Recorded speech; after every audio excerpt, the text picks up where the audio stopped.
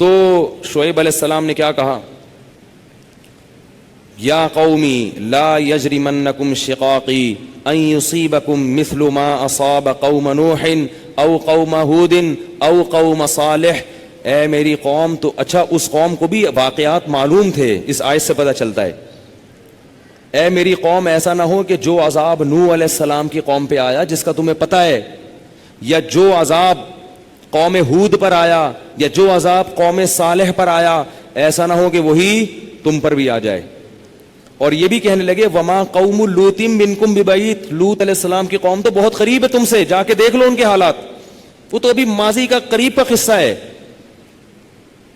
وَيَا قَوْمِ لَا يَجْرِمَنْ وَيَا قَوْمِ اسْتَغْفِرُوا رَبَّكُمْ ثُمَّ تُوبُوا إِلَيْهِ. اے میری قوم اعتراضات چھوڑ دو، استغفروا ربکم، رب سے توبہ استغفار کرو. دیکھو وہ لوگ استغفار کا مطلب سمجھتے تھے، ہم لوگ استغفار کا مطلب نہیں سمجھتے. جب شعیب علیہ السلام نے کہا استغفار کرو تو ایسا تو ان کے لیے تو بڑا آسان تھا، ایک تسبیح استغفار کی صبح پڑھ لیتے، ایک تسبیح شام کو پڑھ لیتے. کہتے اتنی سی بات ہے تو ہمیں تو نماز پہ ویسی کوئی اعتراض نہیں، تو استغفار کی ایک تسبیح پہ کیا اعتراض ہوگا. وہ سمجھتے تھے کہ استغفار کا مطلب ہے گناہ سے توبہ، جو ڈنڈی مار رہے ہیں یہ چھوڑیں اور پھر اللہ سے توبہ کریں. یہ والی توبہ آج کل مارکیٹ سے کیا چل رہی ہے، بہت سی چیزیں مارکیٹ میں شارٹ ہو گئی ہیں. بھائی لوگ چینی کو روتے ہیں، یہ شارٹ ہو گئی، وہ شارٹ ہو گئی، وہ بھائی بہت ساری چیزیں شارٹ ہوئی ہوئی ہیں. تو یہ والی توبہ آج کل مارکیٹ سے کیا چل رہی ہے، شارٹ چل رہی ہے. استغفار استغفر اللہ، ڈرامہ دیکھ کے بھی استغفار ہو رہا ہے، ہائے ہائے کیسا ہو گیا، کیسی ہیروئن ہے، توبہ توبہ، ٹھیک ہے نا کیسا ہیرو ہے، ہائے اتنا گندا گانا، توبہ توبہ استغفر اللہ. تو یہ استغفار چل رہا ہے آج کل. تو استغفار کا مطلب وہ لوگ، بولو بھائی سمجھتے. وہ کچھ لوگ بیٹھے ہوئے تھے نا، ایک بس میں جا رہے تھے، سب ایک بس میں جا رہے تھے، ذرا دیندار تھے وہ، تو سب نے تہیہ کیا بھائی اگر کوئی لڑکی خاتون واتون نظر آ گئے نا تو استغفار پڑھنا بھائی، ٹھیک ہے نا، کیا کرنا ہے تاکہ نظریں نیچی کر لیں، توبہ استغفار. تو وہ جیسے ہی ایک نے پڑھا نا استغفار استغفر اللہ، تو سب نے کہا کہاں ہے کہاں ہے کہاں ہے سب نے کیا کہا، وہ لاشعوری طور پر نکل گیا نا کہ چلو استغفار کریں گے لیکن ذرا دیکھ تو لیں. بولے بتا یار کہاں ہے کہاں، تو وہ لاشعوری طور پر ہوتا ہے بعض دفعہ. تو شعیب علیہ السلام نے کیا کہا، استغفروا ربکم ثم توبوا الیہ ان ربی قریب مجیب ان ربی رحیم ودود. ایک جگہ فرمایا رحیم بھی ہے اور بہت محبت کرنے والا ہے. ودود محبت کی سپرلیٹو ڈگری ہے، بہت محبت کرے گا تم سے، بہت زیادہ محبت، اتنی محبت کہ اس کے لیے تم نے گناہ چھوڑ دیا بھائی، بہت محبت کرے گا. تو ظاہر ہے اللہ جب محبت کرتا ہے تو ہماری طرح نہیں ہے کہ بہت محبت ہے بس ہے تو بھائی یہ پیسے دو، اتنی محبت ہے تو ٹھیک ہے نا.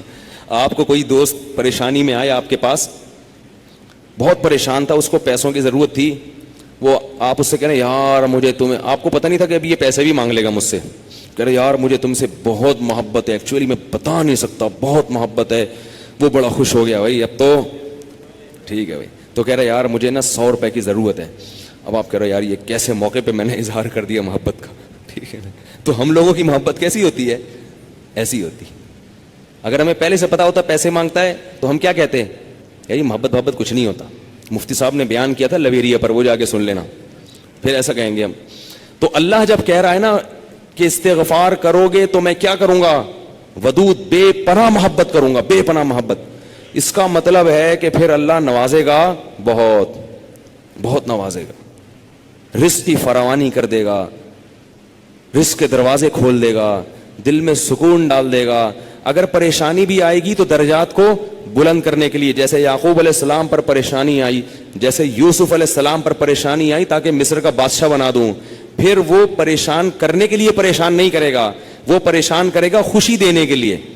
آپ حیران ہو کہ خوشی دینے کے لیے بھی کوئی پریشانی ہوتی ہے. حدیث میں آتا ہے کہ ایک بوڑھی عورت نے نبی صلی اللہ علیہ وسلم سے پوچھا کہ کیا بوڑھی عورتیں جنت میں کیا میں جنت میں جاؤں گی؟ آپ نے فرمایا نہیں. ارے بھائی نبی کے منہ سے ایک عورت سن لے کہ میں جنت میں نہیں جاؤں گی، اس پہ کیا گزرے گی؟ اس کا مطلب جہنم کا ٹھپا لگ گیا، اسٹیمپ لگ گئی. اتنی پریشان. خود سوچو کہ جن صحابہ کو جنت پر ایسا یقین تھا جیسے اپنی آنکھوں سے دیکھی ہو. حضرت علی کی ایک روایت ہے کہ میں اگر جنت کو اور جہنم کو اپنی آنکھوں سے دیکھ لوں تو میرے ایمان میں اضافہ نہیں ہوگا. تو جن لوگوں کا ایمان ایسا ہو نبی پر ایک ایک بات پر, وہ نبی کے منہ سے سن لیں کہ میں جنت میں نہیں جاؤں گی, تو اس پہ قیامت نہیں آ گئی ہوگی. رونے لگی, پریشان ہو گئی, کچھ دیر میں نبی نے فرمایا کہ جاؤ گی جوان ہو کے. اس کنڈیشن میں اب یہاں ایک نقطہ اٹھایا ہے کہ بھئی ایسا مذاق کرنا جس سے تکلیف ہو. کسی مسلمان کو تکلیف دینا تو جائز نہیں ہے, تو نبی کیسے تکلیف دے سکتے ہیں؟ اتنی تکلیف میں ڈال دیا بیچاری کو. تو اس کا جواب یہی ہے کہ بعض دفعہ تکلیف کسی بہت بڑی خوشی کا پیش خیمہ ہوتی ہے. نہیں آئی بات؟ اگر پہلے تکلیف میں نہ ڈالا جاتا تو بعد میں جو اس کو راحت ہوئی ہے نا, وہ راحت نہ ہوتی, وہ خوشی نہ ہوتی. اس خوشی تک پہنچانے کے لیے پہلے تھوڑا سا تنگ کرنا ضروری ہے, ورنہ وہ خوشی نہ ہوتی. تو اللہ بھی اگر اپنے نیک بندوں کو پریشان کرتے ہیں تو وہ پریشانی کسی بہت بڑی کامیابی کا پیش خیمہ ہوتی ہے, پیش خیمہ ہوتی. پھر اس میں تسلیاں بھی ملتی رہتی ہیں ان کو. تتنزل علیہم الملائکہ اللہ تخافوا ولا تحزنوا, فرشتے ان کے دلوں پہ نازل ہو کے خوشخبریاں دیتے ہیں کہ غم نہ کرو, خوف نہ کرو, بس یہ پریشانیاں دور ہونے والی ہیں, جنت کی نعمتیں ہیں. بعض دفعہ تو دنیا میں بھی بہت بڑی کامیابی مل جاتی ہے. تو اب وہ اچھا یہ بات مسئلہ ذہن میں رکھو کہ اللہ ودود ہے, محبت کرتا ہے اپنے بندوں سے بے پناہ, رحیم ہے, غفور ہے. یہ بہت بڑی غلط فہمی ہے کہ گناہگاروں کے لیے بھی ہے. نا نا نا نا نا, گناہگاروں کے لیے نہیں ہے. جو گناہ سے توبہ کرنے والے ہوں ان کے لیے. ہمارے ہاں بعض خطیب اللہ کی رحمت کو ایسے بیان کرتے ہیں کہ گناہگار سمجھتا ہے کہ اللہ مجھ سے بھی بہت زیادہ محبت کرتے ہیں, حالانکہ وہ کبیرہ علانیہ گناہوں کا مجموعہ ہوتا ہے. وہ آدمی گناہوں سے اللہ کبھی بھی محبت نہیں کرتے, تو گناہگار سے کیسے محبت کریں گے؟ جو گناہ سے بچنے کی کوشش میں لگ جائے, بے شک نہ چھوٹے ہوں لیکن بچنا چاہتا ہے, اس سے بھی اللہ محبت کرتے ہیں. علماء لکھتے ہیں گناہ نہ بھی چھوٹے ہوں لیکن چھوڑنا چاہ رہا ہے, لائن پہ آنا چاہ رہا ہے, تو اللہ اس سے بھی محبت کرتے ہیں. اس کے لیے وسائل پیدا کرتے ہیں, اسباب کے آ جائے. جو نہیں چاہتا اس سے اللہ محبت نہیں کرتے. اللہ اس کے لیے غفور اور رحیم نہیں ہے. الا یہ کہ قانون یہ ہے, اللہ اپنی رحمت سے کسی کو بخش دے تو ایک الگ بات ہے, قانون یہ نہیں ہے. قانون یہ ہے کہ وہ کیا ہے, عزیز ذو انتقام, غالب ہے اور انتقام لینے والا ہے. ان الذین یکسبون الاثم سیجزون بما كانوا یقترفون, جو گناہ کر رہے ہیں عنقریب پتہ چلے گا, عنقریب پکڑے جاؤ گے, عنقریب ٹھکائی لگے گی. تو جس سے محبت ہوتی ہے اس سے ایسے باتیں کی جاتی ہیں. آپ کو جس سے محبت ہے آپ اس کو دھمکیاں دیتے ہیں اس طریقے سے. اللہ فرماتے ہیں کہ تمتعوا, مزے اڑاؤ مزے, ان مصیرکم الی النار, آنا جہنم کی آگ کی طرف ہے.